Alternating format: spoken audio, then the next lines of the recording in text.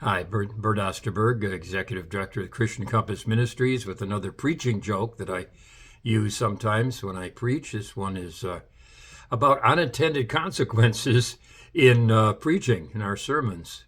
What we expect and sometimes what we get. It's a story about a fella who was in town. He was a alcoholic. He drank all the time. And he woke up this one Sunday morning in a ditch. Didn't quite remember what he did the day before, but he realized he didn't have his hat. And he had a very special hat that his wife gave him for a birthday present. And he couldn't go home and face her without it. So he did a terrible thing. He went to a local church while they were in service, and he figured he'd go back to the narthex where they have the hat stands and the clothing rack and look and see if there's a hat similar to his and steal it. And then he could go home and face his wife.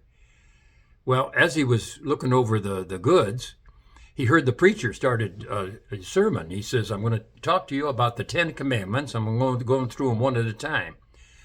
Well, he got interested. He thought he'd sit in the back of the church, see how it turned out. So he did, and afterwards he was shaking the pastor's hand on the way out of church, and he said, Pastor, you done kept me from doing a terrible sin. And the pastor said, oh, what was it?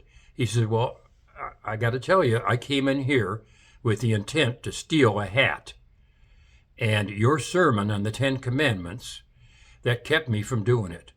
And the pastor said, oh, that's wonderful, son. Was it the part that said, thou shalt not steal?